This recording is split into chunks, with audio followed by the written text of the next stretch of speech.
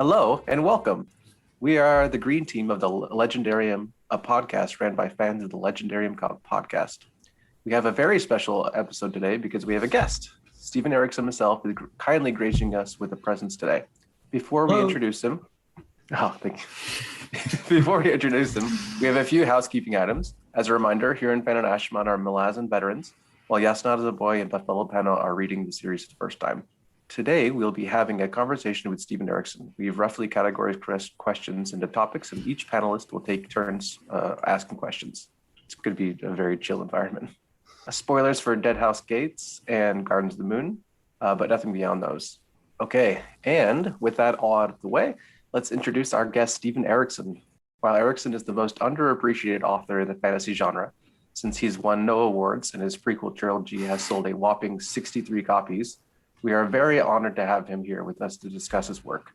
But in all seriousness, he's a wonderful author who's sold more than 3 million copies. His Malazan series has touched many lives and has ruined the fantasy genre for many readers because he's set the bar so freaking high. Thank you for taking time out of your busy schedule to chat with us. Oh, I'm happy to be here. And it is true, I've won no awards. And it's sort of an honorific in my own, I get close, but never the cigar. So there you go. Always the bridesmaid, never the bride. Yeah, pretty much. You give cigars to bridesmaids? That's pretty cool. Why not? It's a Japanese thing. Who's got the first question? You do. I got it. Okay, I got it. It's the question marked 1. Thanks. And it's a softball one. It's a softball. We got you a softball because we got lots of hard balls. So Atrocity asks, ask him about something completely unrelated to his work, like his favorite place he is. So, Steve, yeah, we're calling you Steve. What is your favorite place to eat? To eat? Yeah, what's like your favorite restaurant? A place called Pagliacci's here in Victoria. And the reason being, when I was first a student here, in fact, it was the first time living sort of outside, away from my family, my parents. And then when Iain C. Estamont arrived 1 year behind me in the writing program, Pagliacci's used to be the place we'd hang out at. And so in many ways, things we discussed and things we talked about while at Pagliacci's were kind of formative for creating the Malazan universe. So I have a very, very, and I mean, the only thing that's changed now, of course, is it's non-smoking. So I could actually see him when he was sitting across, were he to sit across the table at Pagliacci's now. But otherwise, the decor has not changed. And so it's like, it's a little time capsule when you step inside there. And I've done some writing there as well. For a little while there, they set aside a little table sort of off to one side so I wouldn't bother anybody and let me plug in my laptop and do some work. It's a great place. Awesome. Do people ever bother you while you're writing? Bother is not really the right word. Yes, I have had people come up to me to say that they've read my books and like them. I've had occasionally somebody bring a book for me to sign, and I'm always happy to do so. I mean, if you think about writing, this is quite an isolating activity, and each time you sort of sit down to write a book, you're taking a leap of faith. And so to have somebody come up and say they like the books is actually a shot in the arm. So it's, it sort of feeds the confidence that and it gives you a little bit more sort of self-belief that feeds into the writing, feeds into the creative process for sure. Thank you. Speaking of writing, we're going to ask some writing specific questions. We recently finished reading and discussing Deadhouse Gates. Mm-hmm.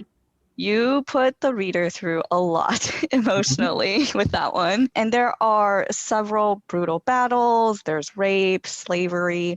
One of our listeners, Lady Sweden, who's Green Team's biggest fan, she said, and I'm paraphrasing here, she's usually quite sensitive about these scenes and they can make her irritated or put down a book. Some authors mention the consequences in passing, like there was a lot of rape after the battle, and go on to follow the hero that has just won a glorious battle with lots of cool fighting. And then some authors, they get caught up in describing the scenes and the horrors in detail, repeating those over and over again. As a contrast, in Deadhouse Gates, we rode through and saw the horror after a battle, making it less romanticized And rape is in the book, but the emphasis is put on the consequences of the abuse rather than on the abuse itself. Can you tell us some of your decisions and motivations about how you approached these heavy and oftentimes horrific scenes? And also, what kind of research did you have to do to write such vividness and these scenes so realistically? Like, did you actually burn some skin to know what that smells like? Consequences is the thing that, to me, takes precedent over any descriptive section or scene in any book, whether the violence involves gender-based or military or assassination or any of these things. If there were to be no consequences for the characters engaged in this in these circumstances, it would kind of be implicitly suggesting that the point of view is almost sociopathic. So in other words, there are no consequences. And what I'm exploring, with the entire series is all about the consequences of actions, the choices people make, the things that are beyond their ability to choose, that simply happen to them, the burden that, for example, a soldier begins to acquire, having experienced battle, survivor's guilt. All of these things they're elements of the human condition. And even though it's a fantasy novel, an epic fantasy, I mean, the thing that drives me in terms of what I want to explore is all about the human condition. So if I'm going to create a tragic scene, I need, for my own peace of mind, to follow it through to a place where, one can almost resurrect hope and some gesture of humanity somewhere that speaks in answer to the tragedies that preceded it. In terms of detail, well, yeah, I mean, I have smelled burning flesh. So you pick up, there's certain details you pick up, as you're growing up, and if you find yourself in circumstances that you don't quite welcome, and they deliver a kind of a trauma to the soul. And I was in Guatemala in '83. I shouldn't have been there. There was a civil war going on. So it's basically the journey I took to get out of there, to get back to Belize, definitely had a long-term impact on me. And lastly, in terms of describing those scenes, it is a stylistic choice to actually become completely objective and to simply be a camera's eye, so that there's no morality attached to a camera. It's just a machine. And so I will slip into that stylistic approach when I am describing things that are heinous or horrendous. And there may be an element of self-protection in that. And also, I have read stuff where the writer has indulged in a kind of glee in describing these things. And I find that, to me, ethically objectionable. And so I make sure that never happens. And after all these years, it's not something I have to consciously think about. If I'm going to hit a scene like that, it's just going to be laid out. And then basically it's a description of what happened. And then what follows is where I sort of roll up my sleeves and try to immerse myself into the point of view characters, and then feel what they would feel as best I can. Long answer. If I may interject for just a moment, I think this dissociation not only is good on a writing point of view, but also, as we know, people who are suffering these kinds of horrors tend to dissociate themselves. And yeah, I've heard the stories of, for example, rape victims. They kind of have an out-of-body experience while this is happening to them. And we're reading your work, it reads very true to the accounts that I've heard. Well, and in a sense, I guess I'm kind of paralleling that, because if I want to sort of immerse myself in a character, then I have to disassociate myself from those particular scenes. And so in terms of self-protection, almost reminding myself, no, this is just fiction. Yes, I realize that these things have occurred and continue to occur in our world, but for this scene and for this character, this is fiction. And it's probably a bit of a conceit, but it's still a necessary process. because writing is all about craft, and it's all about, you know, your word choices and your sentence patterns and sentence structure. It's all about not just denotation, so the definitive, you know, sort of the dictionary meanings of words. It's about connotation as well. And one really has to be very conscious of what is connoted in their word choices and in their descriptions. And so I write a lot with respect to connotation. I'm very conscious of it, and I make use of it in terms of foreshadowing as well. Would you say that these scenes, these heavy scenes, are the most difficult for you to write, both emotionally and technically, or there are more? Emotionally, yes.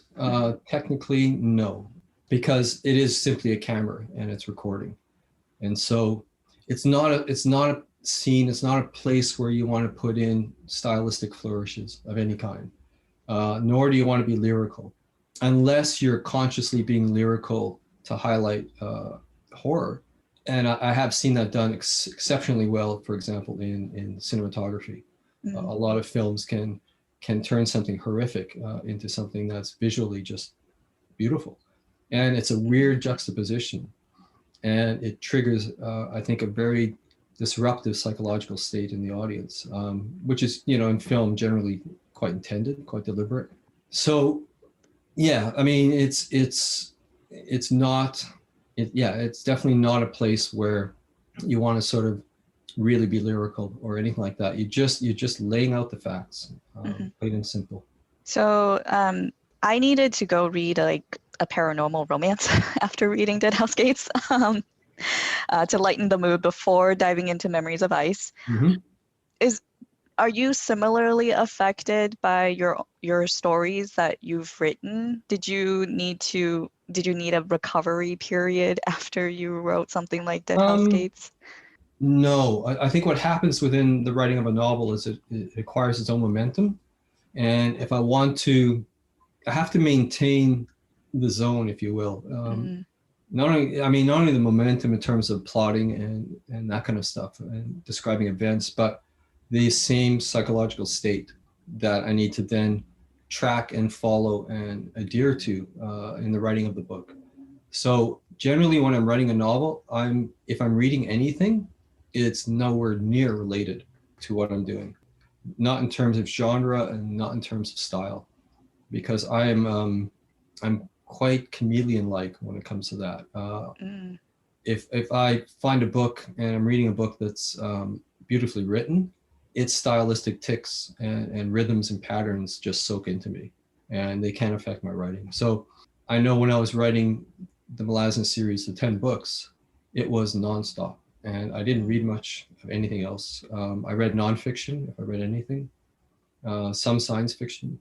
I found I could read, for example, Iain Banks' culture novels. That was no problem because they were so intellectually stimulating and rewarding and beautifully written in a way that, you know, I was so admiring of and envious of, because there's an elegance to Banks' writing that's just phenomenal. And so that kind of book would actually fire me up. It would inspire me, but it would not affect me stylistically. Nice. Speaking of style, in Deadhouse Gates, butterflies are pretty prominent in a section of the book. Was it a choice in style to use butterflies as imagery? Like, I have my own theories as to why maybe you chose butterflies, but I would like to hear what your butterflies. It's naturalistic. Butterflies are attracted to carrion. They actually land on dead animals to basically feed off of certain trace minerals that they cannot get otherwise. So it is a natural phenomenon that butterflies and wasps are attracted to carrion. And so once I was going to use that for verisimilitude, for detail, then I realized, well, that's too good to just let sit there. I need to actually make it serve other purposes. And in the case of that scene, there are a number of things that work. One is the butterfly migration is sort of indicative that regardless of, you know, the conflicts, the struggles of these armies, these individuals, everywhere else, you know, the planet just lives on, and it follows its own patterns and its own rhythms and its own cycles. So in a sense, it kind of reduces that sense that what is happening in the battlefield and crossing the river has any significance, in the long scheme of things. I mean, at the same time, it's profoundly significant for the people involved, but the butterflies are, all over them because they're driven by an instinct that has nothing to do with what's going on the river and the people drowning and all the rest. So I was playing, I guess, with a kind of juxtaposition between those two. But again, when I talked earlier about cinematography and that evocation of something beautiful, to have the battle going on in the midst of something like this. I don't know if you've seen a monarch migration. It's absolutely incredible. So I wanted that juxtaposition between those two things. And I know symbolically butterflies can be not only symbols of death, but also of rebirth. Mm-hmm. So I wanted to foreshadow some of that stuff in that scene. Very nice. Yeah, I've definitely had my own experience with monarch butterflies. In grade school, we had a project and we grew the larva to be a monarch butterfly. And then the day came to let the butterflies free. And then a bunch of birds descended on these brand new butterflies and had a feast. So that's nature for you. Yes, it is. Yeah. And then I will pass it on over to Ashaman. Oh, can I interject? Yeah. Oh, yeah. So you said that the really hard-hitting stuff wasn't too difficult technically. What has been, in these first two books, the most difficult for you technically to write? Battles. I started fencing when I was 18. I used to be a goaltender in hockey, and in one training season or spring, well, not spring, but training session, I basically did 2 tears on both groins. And so for therapy, I had to stop playing hockey. And this doctor suggested I take up fencing because it works those particular areas. So I took up fencing at 18. I've only stopped fencing 6 years ago, when I tore my hamstring. So when I'm writing fight sequences, I bear that sort of, all my experience in terms of choreography and in terms of how an individual fight sequence plays out. And then for the battles, ever since I was a kid, I was an avid sort of war gamer in some form or another. I played these box set tabletop games called Squad Leader, which were all, I guess, tactical movement of troops and all the rest. And so, yeah, I've always had a great interest in that. And then I read all the histories on military campaigns.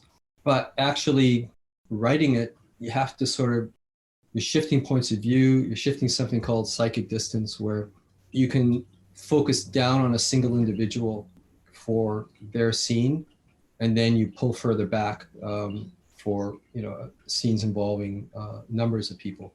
And so it's a lot of sort of back and forth and up and down and close and far away.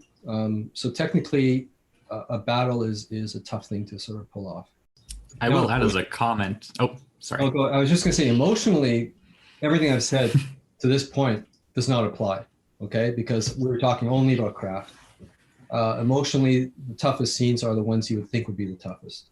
Yeah, I was just going to add as a comment that it really shines through in your writing, your knowledge and experience with battles. I'm somewhat of a history nerd as well, and the difference you can tell between someone who is somewhat familiar with ancient battle scenes and someone who isn't, it seems night and day. And what I especially appreciate about your scenes, and especially in Deadhouse Gates, and I don't know if this is the right term, but I think you do a great way of narrative blocking with Duiker, choosing what to show and what not to show, and still providing enough information for the reader to piece things together as they go. Yeah, and he's got the historian's background, a rather cynical historian, but still it's there. And so he is also quite capable of, we can have that immediacy of his experience, but then because I'm using his point of view, I'm able to have him internally pull back and see the broader picture again and again. So he was a good vehicle for that. And it makes what Coltane did all the more impressive because thinks to himself, "Oh, this is impossible. You can't do this." And then, and also on the butterflies before, I'll get to my questions eventually, I promise. But the natural versus unnatural cycles, I thought that came to a head pretty perfectly when the butterflies were consuming Sormo Inath's soul. Because to me, that felt very unnatural. It felt like a perversion of what was right and became all the more horrifying for that. Yeah. Yeah, when I say butterflies feed off carrion, you have to also recognize that they will feed off something that's in the process of becoming carrion. So, it's just the way it is.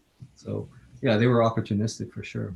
Okay, so in terms of finding a balance of what to include versus what to exclude when writing from a POV, what is your decision-making process look like for that? For example, what was your thinking behind not showing any POVs from the commoner's point of view in the Chain of Dogs?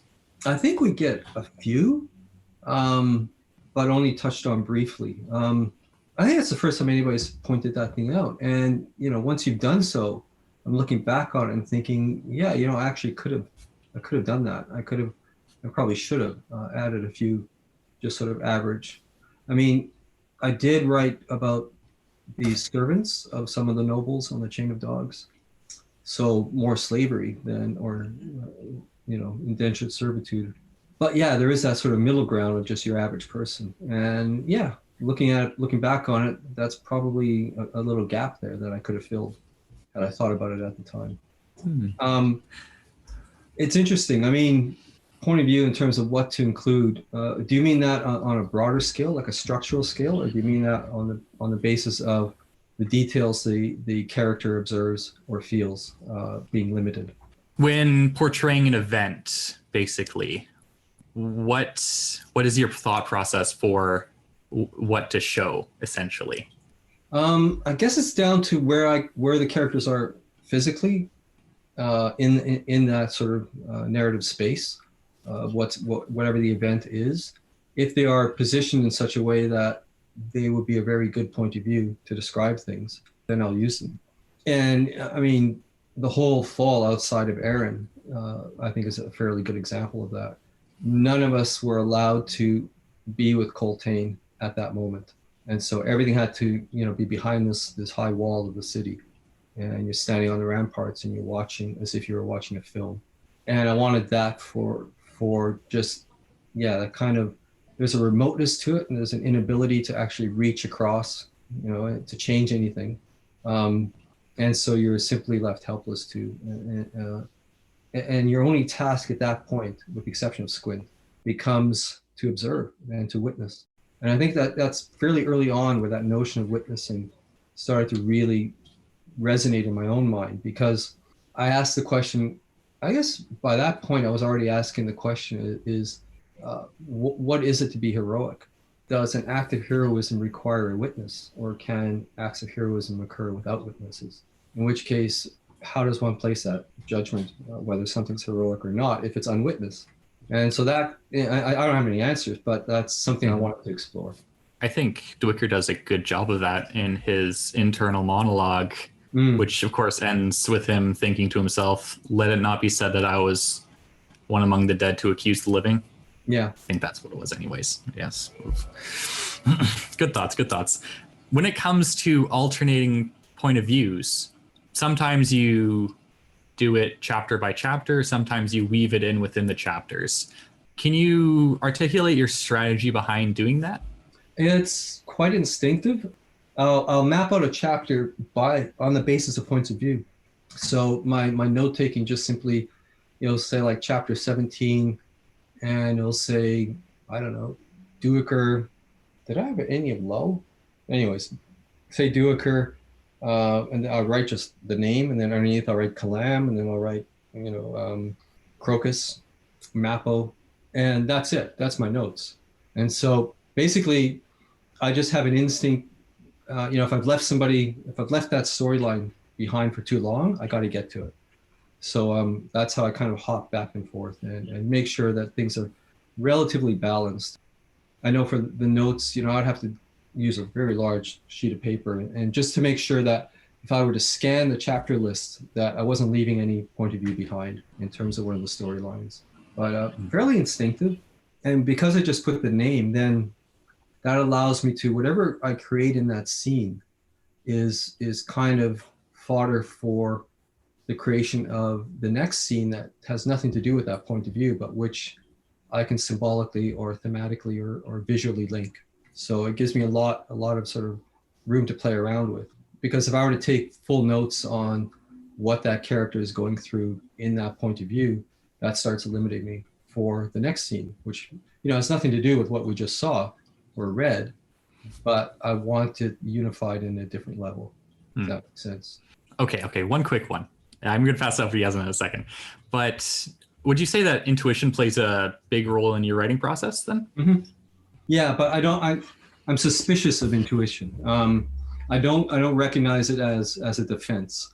I mean, I had to learn a lot and fast.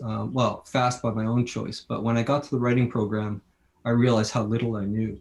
And I had some very, very good mentors and teachers. And so my learning curve was just like a rocket flight. And by writing,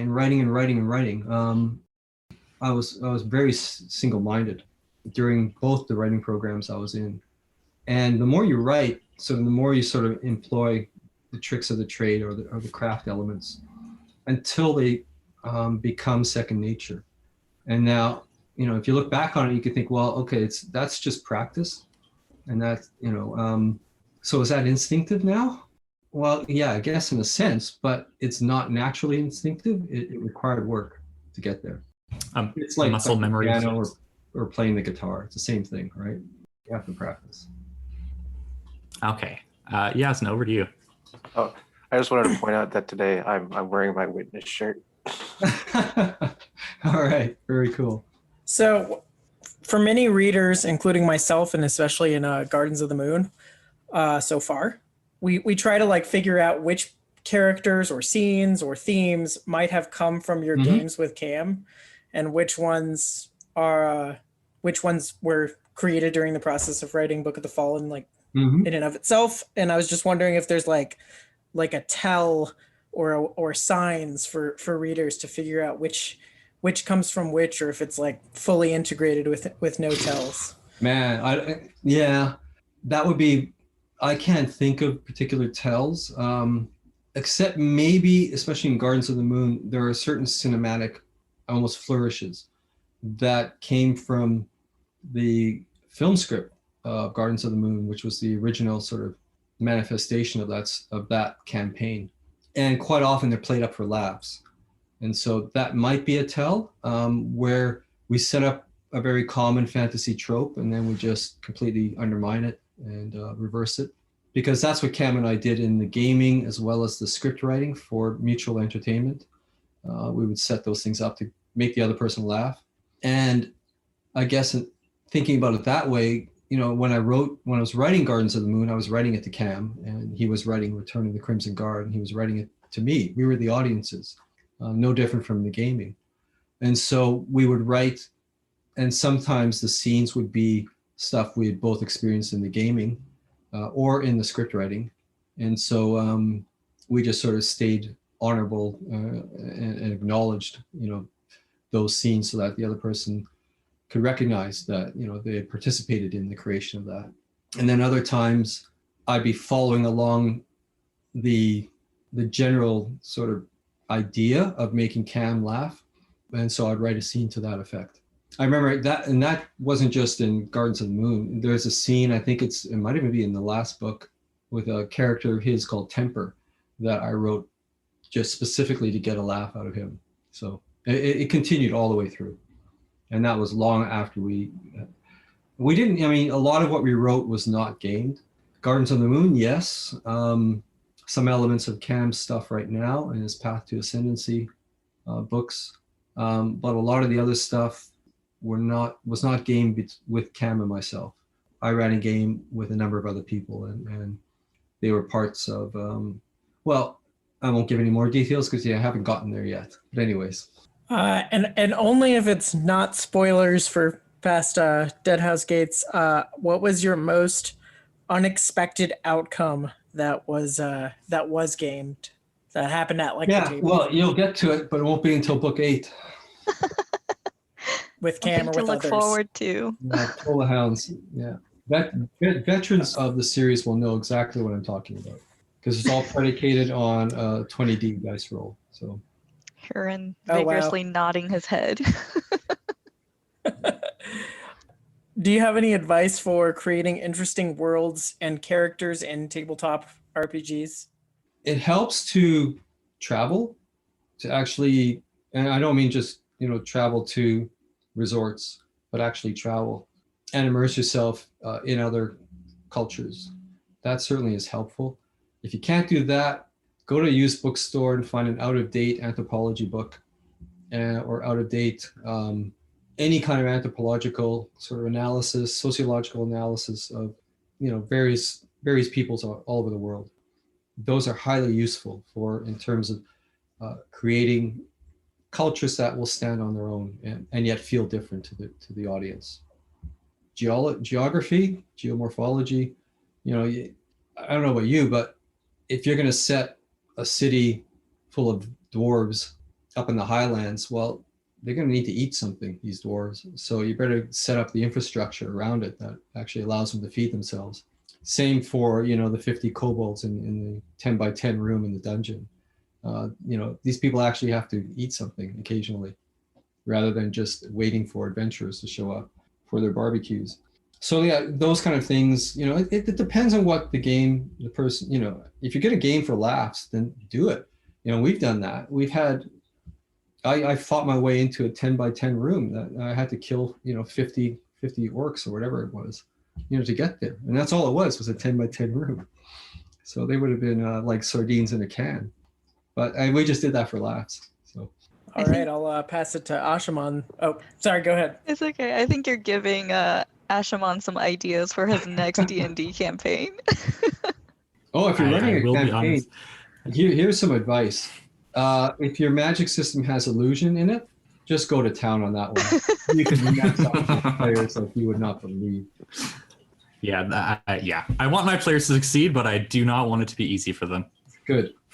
And also make it difficult in terms of moral choices, so that neither option is particularly a good one.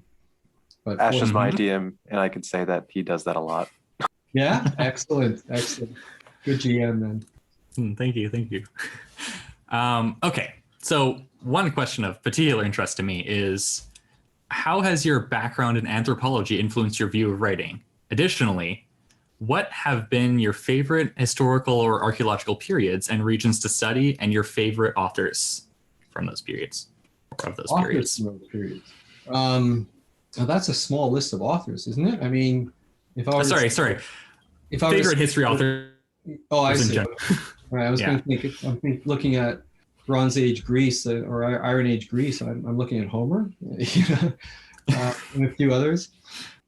Well, yeah, anthropology is it's a nice place to ground yourself in the mechanisms of social structure. I mean, you don't have to completely adhere to them, but most of those notions are based on real observation in some fashion or another. Bear in mind that some of that stuff, if too dated, has a very overwhelming colonial kind of feel to it. So, always be careful about that kind of stuff. In terms of authors, I thought Stephen Pressfield's Gates of Fire was one of the finest novels I've read in a long time, especially for evoking the alienness of the Spartan civilization. It's basically, I guess we saw in what was it, the 300 was a kind of an animated take on the same storylines, but Gates of Fire is breathtaking. And in that same vein, what's her name? Gates of Apollo, Mask of Apollo. Somebody Google that quick. Renault, I think. Yes. Yeah. Again, for evoking an unusual and strange culture, she's extraordinary as a writer. And they're quite dated now. You can probably get most of them. They may not be in copyright anymore, but they are very much worth a read. They're fabulous books. Mary Renault? Yeah, like the car? Yes. Maybe. I'm not a car person. The French car. Yes. And yeah, there's a real verisimilitude that comes to your writing when you do these things. I find, like, again, it's really obvious to me that you're a fan of history when I read, because I've read history as well, and especially the primary sources being very interesting. I had a history course last year sometime about the late Roman Empire, and you read the history of the Goths? Not quite the Goths, sort of. You got to read that. You have to read the history of the Goths as written by the Goths. It's fantastic. It's as written by the Goths, I'm sure that's pure fantasy. I got to read history by Ammianus Marcellinus, and it's seeing these people the way they viewed themselves. It's really eye-opening, because of course history writers try to shed their biases and their worldviews, of course, when they sometimes they try and do that, but you never get the real deal, as it were. You never get to see them through their own eyes, and I don't know, it's quite the experience. It is. It's why I find the Iliad so fascinating, is that merging of Bronze Age and Iron Age ideologies, if you will, or worldviews. Beowulf is another great example to explore, because it's very much describing an alien culture.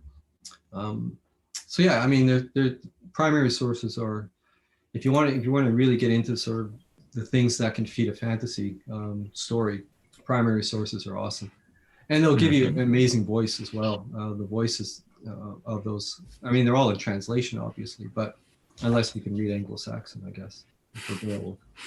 Yeah, or and they're all in a way propaganda for their own time.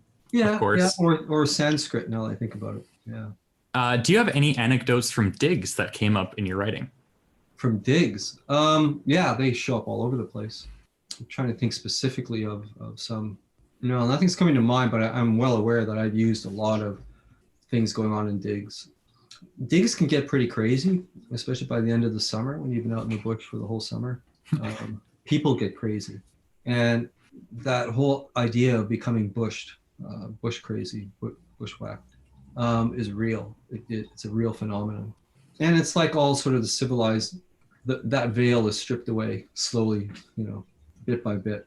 And I love that about digs, because it brings you to the core of who that person is, the people around you. And to me, that's so rewarding. And so in that sense, yeah, a lot of that stuff shows up in the books, for sure. Is that where your famous love of potsherds came from? It's just a word, it's ubiquitous in archaeology. So it never really occurred to me that it was in any way unusual. And of course, if you're reading even British archaeology, so the history of anthropology and archaeology, and antiquarianism and all that, or the antiquarians, potsherd is again, it's everywhere. It's used.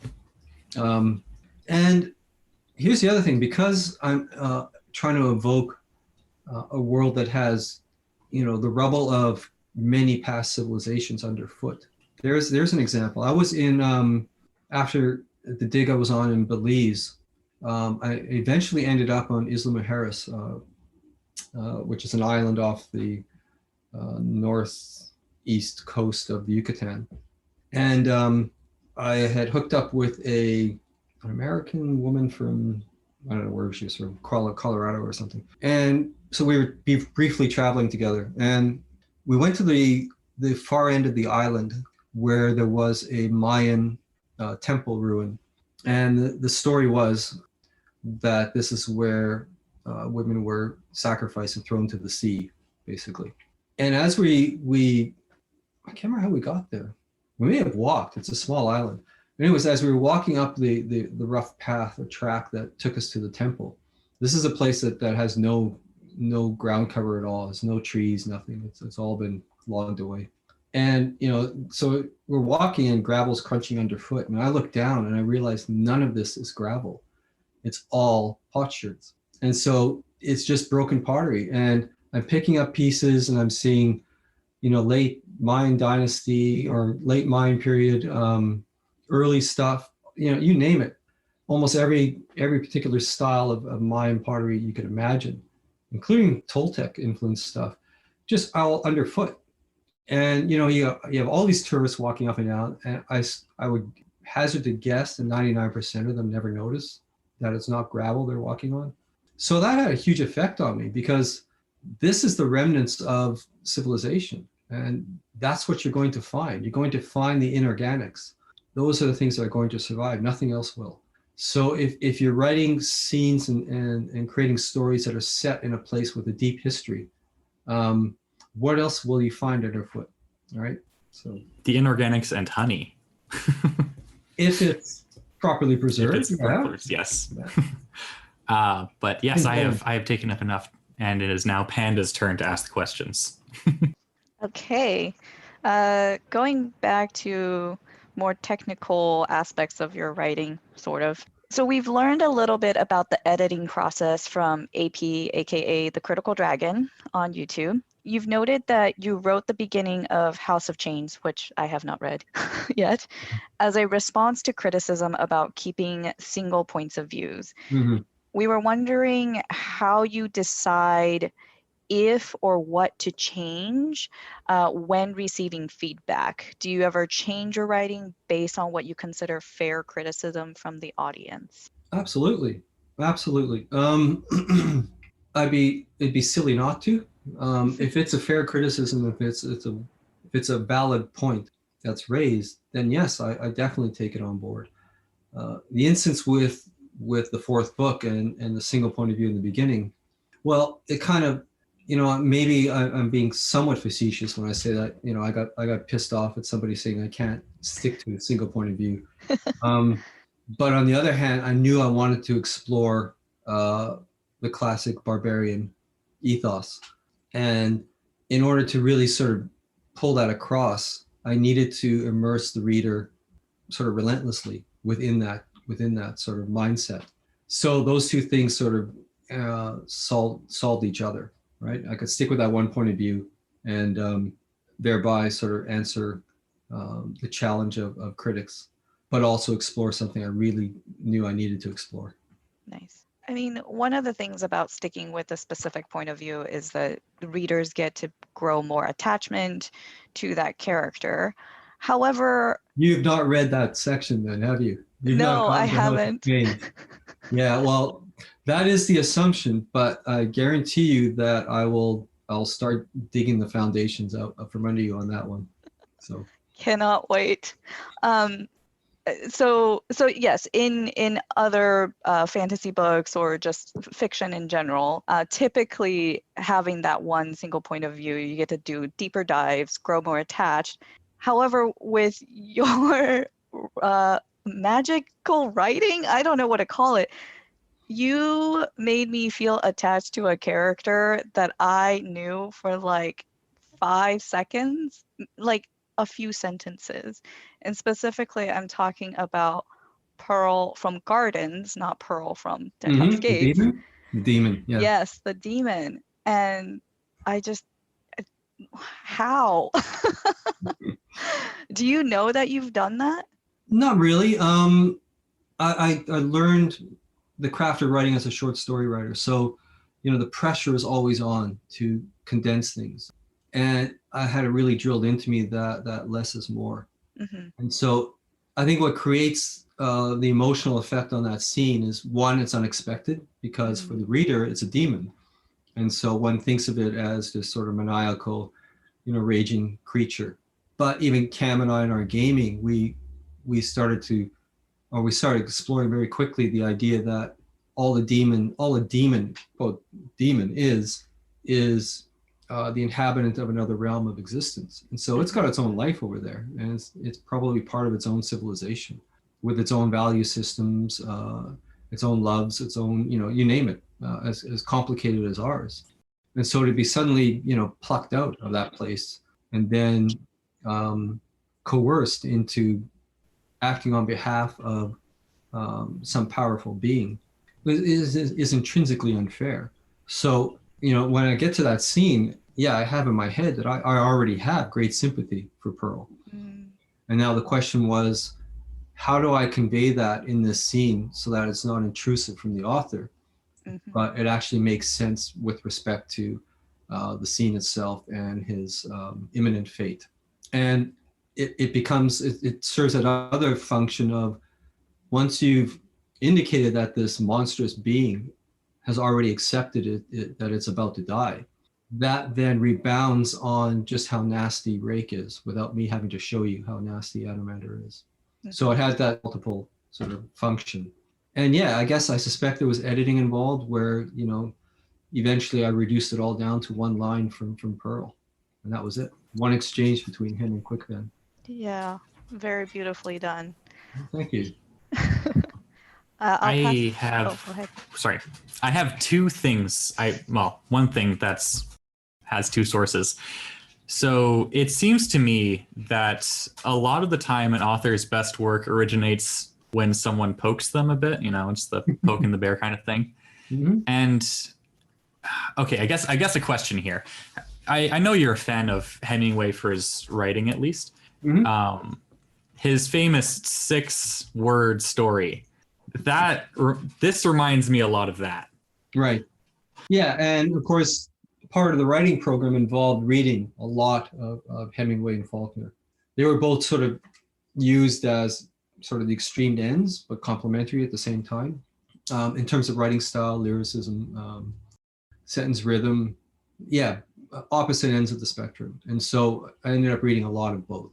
And there are instances where the Faulknerian style is great. I mean, it for what it's going to do, it's fantastic. And conversely, there are times Hemingway's terseness is absolutely perfect. And so you take lessons from that stuff. And I would never sort of want to be influenced by a single author. I want to be influenced by, thousands of authors, because there's thousands of great authors out there. And you can always, as a writer, you can always get something from it that you can steal and use. Absolutely. I especially appreciate your essay that you wrote on the short, happy life of Francis Macomber. Well, when I teach creative writing, that's my first class, is to, we're going to deconstruct this stuff. That's one that always stuck with me.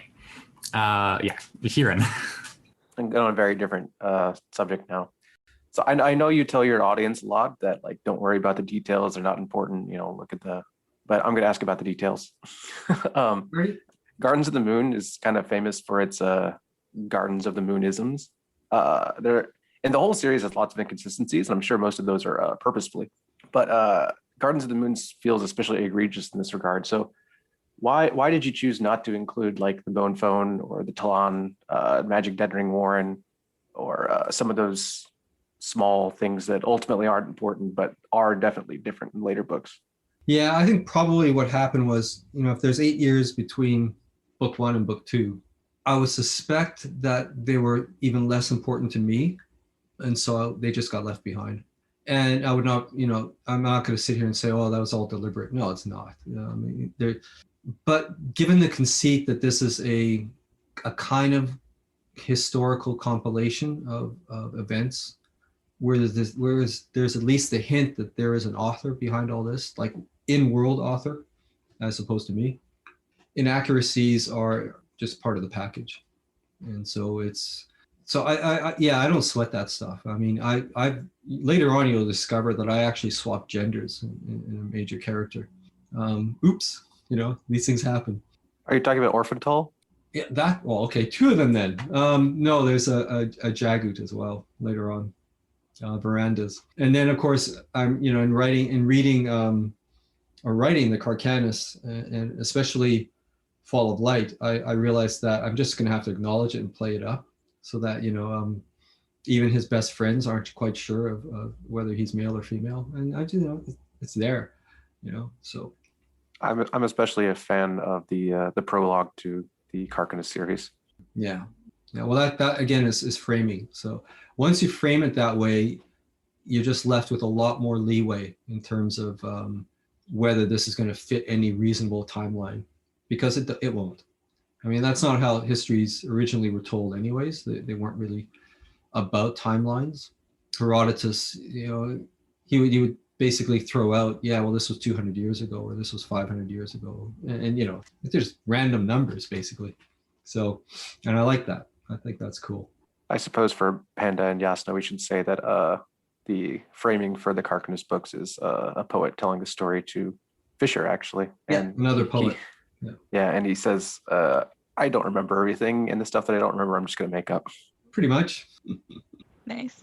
I think Jasnah is next. Yeah, so this is another couple of questions from the listener, Lady Sweden, who we heard from earlier. And the first one is, she wants to know, which con do you look forward to the most after the pandemic? Con. Well, it would be probably the not a convention, but a conference, international conference, something fantastic in the arts. But that's just it's just such a I've been going to it for so long now, and I've missed it now for 2 years. It's such a enjoyable experience for me. But for conventions, they've been trying to get me back to Celsius 32 in northern Spain for a couple of years running now. So I do want to go back to that one. I know I'll have a good time. And there's a couple in France as well that I really quite like. Imaginal is great. And I'm hoping that I can tour again, book signing tour in France, because I fell in love with that country. So. And one day maybe Malazan. Yeah, well, Malazan would be fun, wouldn't it? Yes. Assuming we actually have enough to talk about, which is, I've been thinking about it and then thinking, man, I don't know. Is there enough there for an actual convention? The amount of content that is getting created these days, I think the answer is yes. Well, it would certainly be fun to have a kind of a cosplay bash of some kind. Yeah. Mm-hmm. That would be fun. So I this is a bit of a tangent. What outside of the English speaking world, where have your books been received well the most? Like, what language sells the most other than English? I have no idea. My new publishers in France have been doing a phenomenal job, Leha Editions, because they had 5 translations ready before they even started. So they've been releasing them every 6 months. And that really keeps the momentum up. So I suspect, the readership is, my first tour through there, we'd only done 2 books, I think, or one, maybe the second one had just come out. And so it was a month-long book signing, and it was 12 cities involved, Paris twice, or maybe 3 times. And on average, maybe 20, 25 people, per bookstore. And if I'm sensing things right, there'll be a few more the next time around. Yeah. But I don't know where the best sales are. Couldn't tell you. I don't think they sell way here, but I own both of the ones released here in Japanese. Yeah, okay. So it's only been the 2, yes? Yeah. I was just thinking, where else was Poland? Apparently does quite well. So the Poland covers are amazing. Yeah. So Lady Sweden also asks, if you could design the ultimate panel discussion yourself, which authors would you invite onto a panel, and what would the topic be? Can we go both living and dead, or are we just talking about living? She didn't specify, so take it how you want to. All right. Wow. Yeah, that's a tough one. I'll have to think about that one for a while. The first one that came to mind suddenly struck me, it's all men, and I'm not particularly pleased with that. But it was J.R.R. Tolkien, C.S. Lewis, Guy Gabriel Kay, and Stephen R. Donaldson, because Guy obviously did, he put together Silmarillion, did a lot of work for the Tolkien estate, and Stephen Donaldson's Lord Phallus Bane Covenant trilogies are a direct fictional answer to Lord of the Rings. And of course, C.S. Lewis, and it's great to see panels where you have 2 old friends or 3 old friends, because there's just something completely different when that happens. Saw one with Blaylock and Tim Powers, and I can't remember the third guy, but it was just one of the greatest panels to see, because they're all old friends, and that's a lot of fun. Interesting question. I really enjoyed the 1 minute where you were on with AP and Cam. Were we on a panel? It wasn't a panel, but you guys just were talking and shooting shit. Was that the most recent one? Like they just come out, or? It was a few weeks ago on Critical Dragon. Yeah, you were on like the last 1 minute. And oh yeah, okay, yeah, all right. Yeah. I appreciated that as well. So I think it's Ashaman's turn to ask questions. Yeah, it's me again. Okay, so you've spoken about your distaste for the lazy characterization and spoon feeding that is done by much of modern fantasy. Do you have any other notable criticisms or praises of the way modern fantasy is written? I would back up on that. I was not specifically targeting fantasy. A lot of modern fiction, and I wouldn't even call it a criticism. It's a different way of writing. So you're getting something else from it, and so yeah, I don't think I would view that as necessarily a criticism. Rather that I just approach things a little bit differently. I quite enjoy some lazy writing, reading it. There are times when, yeah, it's fine. It's down to the extent to which, a reader wants to engage with the heavier themes as opposed to just being entertained. And I enjoy being entertained. It's a lot of fun. So different things happening out there in the genre. These things evolve constantly. It's very difficult to kind of characterize any particular time period within a genre in terms of what the writers are up to. It ebbs and flows. It's all over the place. Same for science fiction. Mm-hmm. But on another level, if I'm in a workshop, then I will point out where I see lazy writing. But I mean, every teacher would, right? They would talk about the use of cliches, repetitive sentence patterns, not thinking through the consequences of what a character has done on page, or carrying your own sort of worldviews and biases unquestioned onto the page. All of those things are what any writing teacher would do. And of course, a lot of creative writing teachers are writers. Most of them are, I would guess now. So yeah, those are just sort of basic lessons of craft. Having said that, I don't think there's been any change in the fact that for as long as we've been publishing mass market paperbacks, there's been some books being published that should never have been published. They were so badly written, so it's just the way it is, right? Because yep, there's no guarantee an editor, is capable of recognizing these things or correcting them or anything. But that's like anything else, there's some automobiles that should never have been made. There's movies that should never have been made. There's television series, you name it. It's always hit and miss. Often those are the most popular ones too. Sometimes. Sometimes. Do you think that fantasy or literature in general, let's say, has lost anything in recent years that was done better before? No. I think it's healthier now than it's ever been. I think it's more inclusive. It's more multicultural. It's definitely unafraid of challenging some expectations that one might, assume are natural laws of human behavior. I think it's pretty healthy. It's an encouraging thought. Jasnah, back to you.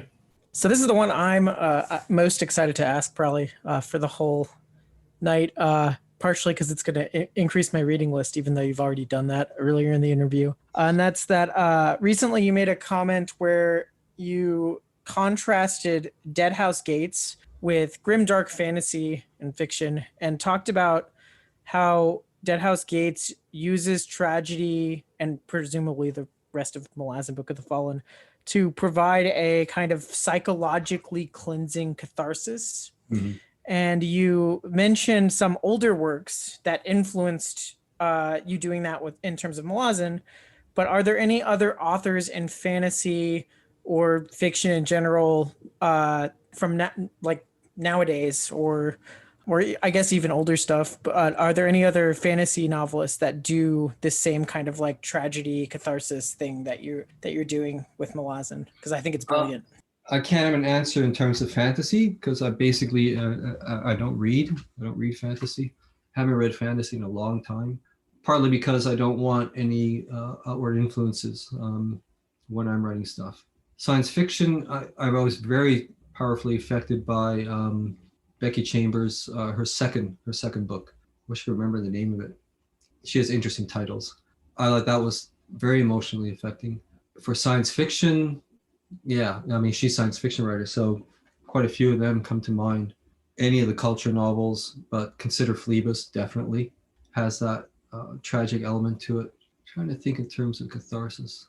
Oh, what was it called? Jerusalem Fire? It's a rather obscure book. I remember sending an email to the author because it had been reissued, but I didn't realize it was reissued. And she wrote back to say she'd written it some time ago. I thought it was a really, really good book. Deserved probably a lot more recognition than it got. And I can't remember the author because those books are not here. They're elsewhere in the house. Is it but I think it's called Rebecca Meluch? Yes. Yeah, I really like that book. But fantasy, or rather, tragedy is a bit of a rare. You can't call it. Is it a genre? I don't know if it's a genre, but it's a rare take on things in modern film and television and literature. I was trying to think with respect to that question. I think the one film I brought up. I mean, obviously Schindler's List is there, but Saving Private Ryan had a very, very tragic feel to it. Oh man. And I love that film. I just watched it again about a month ago, and it's a phenomenal film. Elements of Black Hawk Down, I think. I remember watching The 13th Warrior, and I mean, there's some aspects of that film that are just breathtaking. Acquisition of a new language, for example, in 13th Warrior is so well done. I've never seen it done better. And to me, there's a tragic element to that storyline because it's I guess a subspecies of humans who are on their way out and will soon be all gone. But I don't think that's necessarily the intent or the purpose of the film. No, I can't think of many others who. Donaldson in his second Covenant trilogy, when he explores the character of, God, I'm terrible on names at the moment here. The Doctor. Croker? No. This is Stephen R. Donaldson's. It's not Thomas Covenant. It's the other one, the other Earthbound woman who comes in. Her storyline is extraordinary, which gets revealed in that second trilogy, and it's very tragic indeed. Would you consider use of weapons in this list as well? That's my favorite culture novel by far. Isn't it amazing? Yeah. Oh, it's so good. Yeah, it is. It is. I would be very okay if you did your own take on something like that. I do not have the chops for it. I'll tell you right now. I mean, not only that, the way Banks was able to take an AI, personality, and put it in a ship, and yet make your heart bleed for that AI personality. It's just extraordinary. Yeah, it's phenomenal. Mm-hmm. And their names were excellent too. Yeah, aren't they? They're the best names. Mm-hmm. Yeah. I think the character you were looking for was Lyndon Avery. Yes, Lyndon. Yes. Yeah. I got excited when you mentioned Saving Private Ryan because there's a scene in Deadhouse Gates towards the end with, was it Nethpara and Pormqual. Well, actually, it's really Pormqual where, oh no, you guys, I'm forgetting. But it reminded me of a scene in Saving Private towards the end where there's a soldier who froze and he didn't do his job, right? Yeah. And caused, yeah. Yeah, that's pretty poignant running all the way through it because he's the one who survives, isn't he? Mm. Yeah. Yep. For our listeners, and Steve, you could correct me if I'm wrong. The second Becky Chambers book was A Closed and Common Orbit. Yes. Great story. So that passes the torch on to Panda for the next question. Yeah, so speaking of the things that you read, we're curious, what is currently on your reading list? And also, you have mentioned that you don't actually read that much in the fantasy genre. So what sounds like sci-fi, historical books are what you like to read? Any other genres as well that you enjoy? I like some of the alternate history. I was really quite astonished by Eric Flint's sort of ongoing. Now he's sort of farmed it out amongst multiple other authors. I can't remember, the original one is like 1632 or something like that. where he drops an American small town community into the 30 Years' War, I think it is, in Europe, and sets him into what is now Germany. I thought it was going to be sort of a flag waving rah-rah kind of thing, and it was not. He's a very smart man, very intelligent writing. And so that's been a lot of fun, and it's been definitely ongoing. Right now, I think maybe because of COVID, I'm not reading much of anything. I don't know. I need to sort of be, I guess, in the right psychological frame of mind to be doing that. And that's kind of not there at the moment. So we'll just sort of, yeah. Understandable. And, in the spirit of this being a two-sided conversation, or many-sided, since there's many of us here, do you have any questions for us? Like, is there anything you want to know from readers? No. No, I mean, how can there be, right? The whole thing the whole thing that happens when you write a book is it goes out into the ether, and you don't know, whether it'll be read, who will read it, whatever. The only thing I'll say is I am always open to fans writing to me on my, messaging on my Facebook, Stephen Erikson page. If you want to say something, just write to me and say it. You don't have to be frightened of it. You don't have to be worried about it. The messaging side of things is always private. So it's just, yeah, by all means, I'm open to, I read all of them. I won't respond to all of them. There was one I read 2 days ago, which asked me, "Are you single?" and then wrote 3 X's. So I suspect that was a bot. So I won't be responding to all of them. But generally, I will give you some kind of response. And I guess that's part of it. Especially if you want to sort of share your enthusiasm. I like enthusiasm. It's nice. I like being enthusiastic, and so. These days, especially, given how isolated things are, I still haven't had my jab. So, you in Canada, in Ottawa, you know this. This is it's just dragging on and on. So yeah, I this is kind of amounts to what my conversations are these days. It's just these conversations we're having right now, and they're nice, they're rewarding. I come away feeling nice. It's good. It's good. Happy to provide that for you. It's definitely very rewarding for us. If I may squeeze in for a second, what does make you enthusiastic these days? Is there anything notable? Do you mean in a general sort of world sense, or do you mean artistically, or? Let's say both. Give me an answer for both. Okay, I'm thinking artistically. What gets me? If you ask me this in 6 months' time, I may be able to answer to you, but in a general sense, my enthusiasm's at a bit of a low at the moment. There's context for that, but I'm not going to get into it. So I guess my sense of, bluntly, my faith in humanity is taking a bit of a beating. So I'm not really looking out there for something that's going to sort of fire me up. I am working with another 2 individuals, and we are putting a project together called The Sheer, which I'm very excited about. And we have weekly meetings on that, and that's a really cool project that we're working on. And I'm seeing some amazing stuff done by my 2 partners in that one. In a global sense, yeah, I think as soon as I start thinking that, I start spiraling down. So I'd rather not. Mm-hmm. Is that project writing related, or? It's a creative project. Yeah, but I can't get any more detail than that. It's an SF. It's an SF space based kind of project. And yeah, I mean, it's kind of in areas where I have no expertise because they're computer related stuff, they're graphics related stuff. But luckily we've got an amazing person on board who's doing actually most of the legwork at the moment. Myself and the co-writer, we're finishing up the pilot episode right now. So we just have to write, and this other guy has to do just insane amounts of work. Looking forward to learning more in the future. It's going to be cool. Hurin, I know you had a burning question about something in Deadhouse Gates. You want to ask it? What was the point of the rag stopper parts in Deadhouse Gates? It felt so disjointed from the rest. How have you read? You've only read the first 2 books. Oh, I've read all 23. Oh, have you? Yeah. Well, how can I answer that? Because you must know the point of the rag stopper.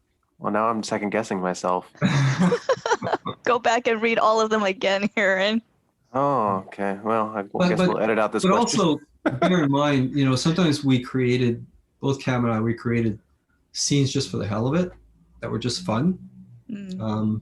But I'm pretty sure the rag stopper's got a role, especially related to the 5th book, Midnight Tides. Oh, wait, maybe not. The rag stopper is... Are you thinking of the Salanda? Yeah, I'm thinking of the Salanda. All right, so Yeah. the rag stopper is Crust. crust shit. Yeah, Cartharon crust. I don't know. It's one of those things sometimes either myself or Cam will write something and then just drop it and let it sit there. And it's kind of an open invitation that for the other author.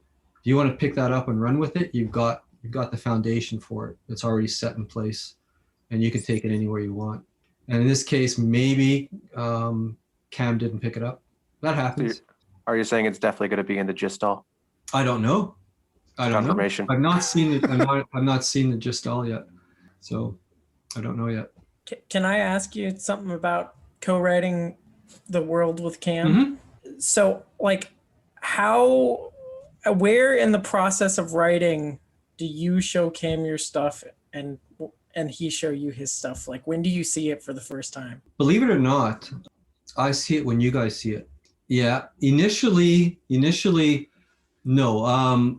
I saw very early versions of Return of the Crimson Guard because we were both writing at the same time and firing things back and forth. And I saw an early version of Knight of Knives. But thereafter, I see it when you guys see it. The only link of continuity where I have an idea of what's going on in Cam's books is the fact that AP Kahneman is his advanced reader as well. So AP actually gets to actually see all these things before anybody else does. So I am very interested in especially the philosophical side of Malazan, and it has given me a lot to think about. Do you have an equivalent thing? Doesn't have to be a book necessarily. Maybe just a piece of art, philosopher, historian, whatever. Do you have something like that does this for you? I mean, it sort of fires me up on the philosophical side of things. Yes? Yeah. No, well, not in any sense of something I keep going back to, because I think my philosophy and my interests are constantly evolving. And so for a variety of reasons, I kind of shift focus every now and then. And I'm in one of those major shifts at the moment. So mostly what I'm reading now relates to astrophysics and cosmology. And yeah, of course, there are philosophical implications to those areas, especially if you're looking at quantum physics as well. So I do look at some authors, scientists who are sort of on the outer edges of those fields, and I'm looking at the stuff they're writing, and that often brings in issues of the definitions of mind and consciousness, and so those are the kind of the things that I'm sort of on board with at the moment. Thinking about what it's like to be a bat? Something along those lines. Okay. So I've noticed in interviews recently you have been sort of questioning whether you're as good of a writer as you once were. Mm-hmm. I will preface this by saying I think you are, if not better, because I love Carcanus. Do you consider the Book of the Fallen to be your magnum opus, or do you think that's somewhere in the future for you? No, I think that was it. That's where I shot both barrels, and basically by the end of it, yeah, I was completely wrung dry, and everything else now kind of feels like a reprise of some form or another. I just felt I'd said all I wanted to say in the fantasy genre with that, and it's not something I could repeat. I'm too old for that kind of stuff now. That was a pretty frenzied, extended period of writing, and I don't know if I could sustain that level of things anymore. So yeah, I think that's it. I think that's the magnum opus. I'm quite excited about Walk in Shadow, so I'm really sort of happy that I'm going to be finishing that trilogy because it's been sitting and waiting too long. As a big fan of Shakespeare, I especially appreciate the lyrical style that you have there. And who knows, maybe you're still young enough. You could refire up those engines. Well, there's physical age and then there's spiritual age. So, feeling tired these days, spiritually at least. But, I mean, COVID will do that to anyone, I think, and is doing that to everyone. So, yeah. Jasnah, it's your turn again. So you write some pretty hilarious insults in these Malazan books. Some of the examples we have here are "you insolent excuse for a crab's anus" and "roll back into your hole, you blood-smeared turd." So how do you come up with these, and is it have anything to do with being a fan of Monty Python? well, I mean, who cannot be a fan of Monty Python? No, I think it's more a case of it's on a character by character basis. If the character is sort of inclined in that direction, and I just want to make sure that the insults are not ones you've seen before. That's kind of the only rule I sort of play on. And then I may make them culturally specific or Malazan specific as well. I really appreciate them. I like the ones involving good. Good, yeah. It's more of what I found reading Deadhouse Gates was you bring levity at the right moments, and it gets very depressing, but then you'll weave in that humor. Is that like intuitive for you, or do you have a strategy? No, think of it this way. I'm sharing your emotions, right? I'm there first. So whatever you're experiencing, hopefully, is what I've experienced in the process of writing. So if I need that moment of levity, it's been heavy stuff I've been writing. I need that moment of levity. So in it goes. And in that sense, maybe, that's part of that shared element of humanity. That, we all need that breather at that point. We need that break. But some scenes sort of organically produce themselves that almost were unexpected. Here's a story I haven't told before, and you guys have read Deadhouse Gates, so no spoilers here. But Coltane and Lull and that crowd were having all these various meetings, and I think at some point halfway through the book, I realized, none of those meetings included the captain of the sappers. So what do? Do I go back and weave that captain into all these stories? And I thought, no, screw it, it. And I just left it.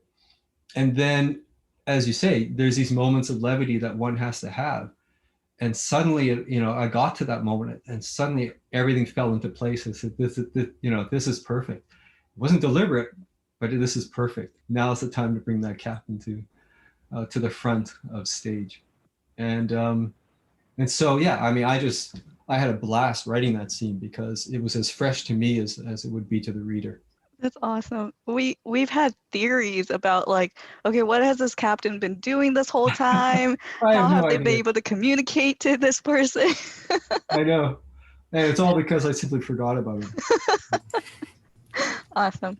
Well, because some of the scenes before the promotion scene required a lot of orchestration between the sappers and Coltane, because Coltane clearly had knowledge of things the sappers were going to be doing, and I'm like, when did they talk about this? Exactly. It's those moments of either levity or bringing in something heartwarming, right when things are so bleak, like the sapper promotion, or Duiker being told his title is soldier. Those are the moments that bring on the waterworks for me. It's not the crucifixion. I mean, that was sad, but and I felt bad for the guy who had to shoot him. But it's those it's that blend of the heartwarming or the humor with the tragedy all together. That's where. Yeah, and of course, when the tragedy is so all encompassing. My sense is instinctively that the only answer to that are those small human moments. And that, that's almost a commentary on all our lives. Whatever's playing out, globally in a historical sense, in a real world sense, on a day-by-day basis, is essentially and existentially beyond our control. And we manage to stay sane in that circumstance by virtue of those personal humanized connections. And so that's how how would you not do that in a fiction work, right? You want to do the same thing.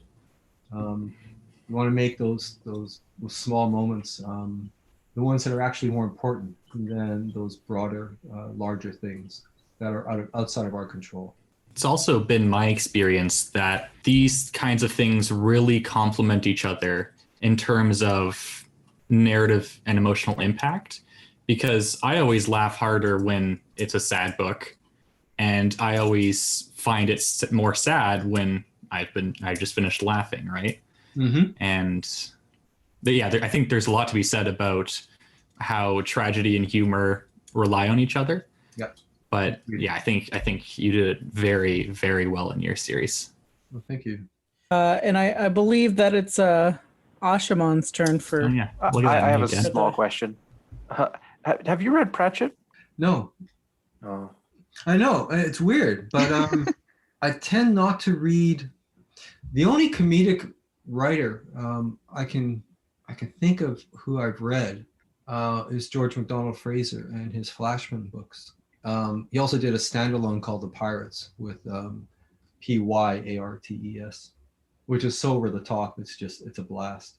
It's kind of the novel equivalent of Airplane or Top Secret or Naked Gun. I'm so glad you mentioned Airplane. Oh, brilliant. That's a genius movie. Yeah. So I watch a lot of comedy. I tend not to read it. I don't know why. I really don't.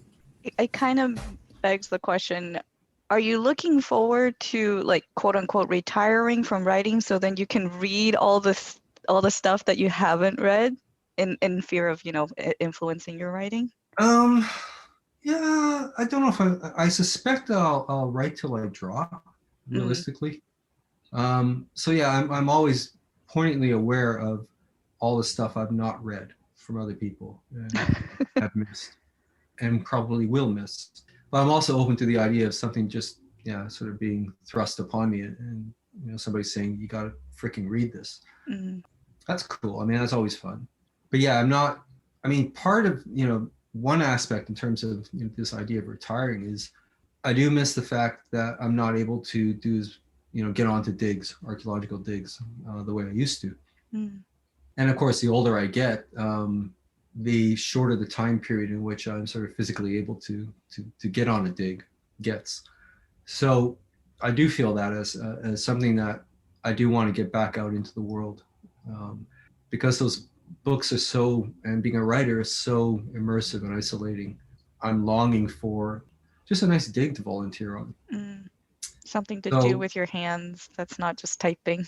Yeah. And you know what? The weird thing with digs is when you're actually sort of excavating in a unit, in a pit, the rest of the world just disappears. And you can just contemplate. You can just think about anything. You let your mind wander. The hands with the trowel knows what it's doing, so you're just down there digging. And it's nice. It's nice. And to clarify for listeners, I wasn't suggesting that Erikson retire from writing, just to make that clear. I do think you probably made a lot of fans of yours happy with that right till you drop statement. Oh, right. Okay. I mean, me at least. Do you have, obviously there's been a ton of excellent Malazan art, my favorite of which has been included in the Subterranean Press editions that unfortunately I was too poor to afford. Do you have a favorite piece of art done either by a fan or professional? The one that immediately jumped into my head, I think it's in Sub Press, and it is of the wagon within Dragnipur. I think that really evokes absolutely everything about that setting. Yeah, that one definitely comes to mind. I own that piece. Yeah, that's yeah. I have that on my wall. Do you? It's fabulous. Mark Simonelli? Simonetti, I think. Yeah, it's fabulous. This is kind of a selfish question, but several of us are running or playing in tabletop RPGs that are in some way where the GM is, or even the player characters are inspired by Malazan. And which is weird when you've only read 2.5 of the books. But is there any chance of us getting something of an encyclopedia or a system generic campaign setting for the Malazan world to make those endeavors easier for GMs and players? Not bespoke, like not specific to setting up a gaming thing. We did talk to Steve Jackson briefly, and basically said, if you want to put it together, we'll do it. But neither Cam nor I have the time to actually do this. And that's one of that's the primary obstacle to all of this. Not to mention the fact that talking to Cam recently, he has even fewer notes than I do. So, I've got maps. I haven't got much else. I have some notes.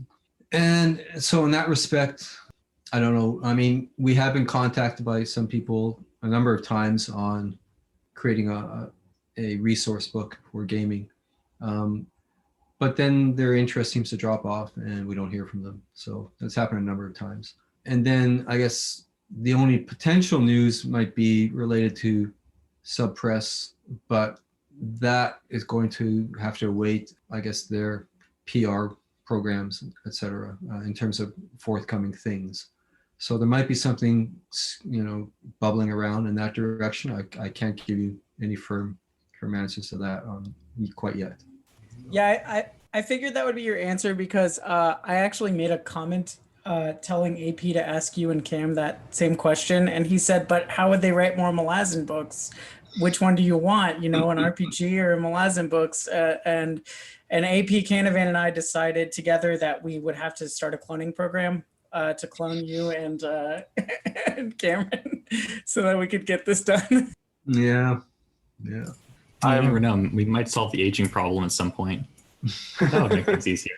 I'm very much looking forward to the hopeful announcement of the 2-volume books because that much I can tell you right now is it turned out to be not feasible.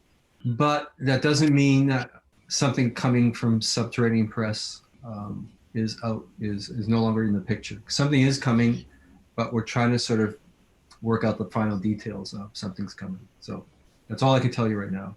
It's fair. I look forward to the day when I finally collected all 10 subpress and my wallet is quite a bit.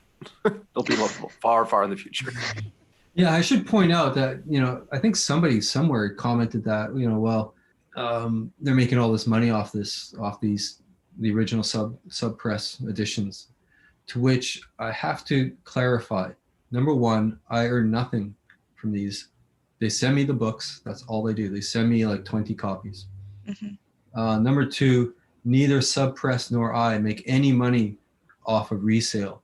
Mm-hmm. So if somebody's selling these things for, 15 grand, we don't see a cent of that. So, bear that in mind, right? Yeah. The value of these things is not dictated by us. So digging into your aesthetic philosophy a little bit, do you believe there is an objective quality to art, or do you think all of it is subjective, essentially? I can't tell you which. I mean, does objective even exist? Right? We're all bound to our own consciousness, our own points of view, our own very singular perspective on things. By that token, everything is subjective. Even what we perceive to be physical reality is subjective. A 1,000-year-old tree perceives, to what extent it perceives, reality and time as being very different, and space for that matter, than we do. So objective art, I don't see it, and I mean that in every meaning of that phrase. I get the sense that I would have quite a bit of fun picking your brain on your philosophical beliefs, but I think I am literally the only person interested in that, so I will digress. For context, Ashaman is typically the one on our discussions where he will ask the hard-hitting questions that stump us, and so he brings that element to the podcast. Always a very useful function, absolutely. Yeah, I love to think about the moral implications of empire, and especially the Malazan Empire. Yeah, and it's one of the things that was explored by both Cam and I. The notions of colonialism, post-colonialism, structuralism, metafiction, all of these things, it's all packed in there. And so if you're going to tackle that stuff, there's plenty to work with, I think. Mm-hmm. So I don't think you'd be the only one interested in that, Ash, but maybe not as we're on starting hour 2 of an interview, I would love to hear more about that kind of stuff. I eat it up. Just saying. Oh, I have one last question. Are you willing to do this with us again? Yeah. Thank you. Yeah. This is a win. I mean, get a few more books under your belt, and then we'll come back and absolutely. For sure. What's the next good point in the series where we should ask you to come back? Wow, that's a tough one. So you're reading Memories of Ice right now. Mm-hmm. House of Chains. You probably have the most questions if you came back after Midnight Tides. Okay. Yeah, because Midnight Tides, also known as the best book in the series. Well, Memories of Ice and Deadhouse Gates are running concurrent, and House of Chains is the follow-on from that.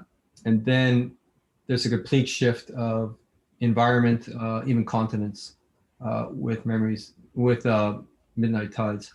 And so that's kind of the last sort of brand new area that's going to be explored. So it's those are all the storylines that are basically then going to be further unfolding in the rest of the series. So after Midnight Tides is halfway through the series. Mm-hmm. Seems a good spot. Sounds good. I agree. It'll be in 2 months? I think it's going to be 6. 6, actually. Yeah. I wasn't thinking 6 either, but if you guys can get that far in 6 months, I'm impressed. It takes us 8 weeks to read and review each book. Yeah. Mm-hmm. Okay. Yeah, give or take. Mm-hmm. All right. That's good pace. Is there a definitive release date for God Is Not Willing yet? Nope. Well, if there is, I don't know it. And Cam doesn't know when Gestal is going out either. So yeah, we don't know. Man, I'm going to eat those books when they come out. Me too. And then I'll buy another one to read it. I will just say really quickly, thank you very much for coming on. Yes. It has been a true pleasure on my part, and I think everyone's part. And you're just a very interesting guy to talk to. It's like in my last philosophy course, I was doing a course on aesthetics. Mm-hmm. And I would always bug my professor after class for about as long as it took for him to walk away from me in disgust. I'll say that I partially started this podcast as a faint hope that I'd be able to meet you. Oh, cool. Well, if we ever get around to this MalazCon, then we all have to gather in one place. Yeah, that'd be great. Personally, I would really go for a nice, Caribbean island. Sounds good. Oh, I would be okay with that. I could convince my girlfriend to come along. I joined these guys after they had already decided to do the podcast, and in a very short amount of time, I went from being like, Malazan, what a headache, to like, oh, this is my favorite book series ever upon rereading it, because I tried reading it years ago and I just wasn't ready. And I loved them so much. The only thing I've just when I read that prelude to that you wrote to Gardens of the Moon, I was like, no, I'm proof. You don't either hate it or love it. You can go from one to the other. Well, that's cool. They're my favorite books ever, and I know that I'm sure I'll have like a much deeper appreciation once I get farther in. I'm only 2.5 books in, but yeah. Well, enjoy the journey. Yeah. And I had to argue with Jasnah quite a bit over whether or not Malazan constituted grimdark. I'm pleased to say he's come around. Yeah, I have. In fact, my next YouTube video will probably be about why Malazan isn't grimdark, looking at chapter 16 and 17 of Gardens of the Moon with Piran. Oh, right. Okay. Yeah, that sounds interesting. So shall I sign out? Take us out, Hurin. Before we end today's episode, we want to take a moment to recognize the Malazan community and give a few shout outs. I, for one, appreciate Raf, Counselor Moonspawn, Iskar Jarak, Niflrog, and Rathanbad. Yeah, and I'd like to thank Philip Chase, AP Canavan, and Christine Valistad and Johanna. I would just like to shout out Andy Smith and also Philip Chase and everyone else who's been mentioned already. Very nice. And I would like to shout out Books with Brittany and Mike's book review. Thank you to these content creators and many more for sharing their thoughts and hosting discussions about a book series that has become so much more than just a book series. Thank you for continuing to nurture the Malazan community on YouTube. Special thanks to Craig, Ryan, and the Legendarium Podcast for loaning us this little corner of the media empire. The Green Team would not exist without their support. Shout out to Craig for editing this episode. Thank you, Mr. Hanks. And this Green Team will be doing a giveaway for 2 copies of Memories of Ice. Head over to Twitter for details. The giveaway will be open for about a week after this episode releases.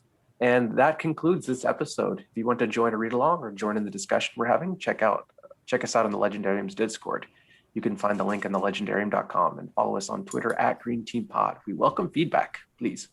Let us know what you're enjoying or not enjoying about these discussions. Shout out to Horizon Brave for starting it all. If you are enjoying our content, please consider supporting the Legendarium Podcast on Patreon. Thank you to Atrocity, Lady Sweden, Mathros, and Little Red Book for questions we included on this episode. Thank you to all listeners who contributed question ideas. Thank you to our special guest, Stephen Erikson, for our conversation. Thanks to our panelists, Ashaman, JasnahAsABoy, and BefuddledPanda. I'm Hurinfan. Until next time. Bye. Pew pew. Bye. Pew, pew, pew, pew, pew.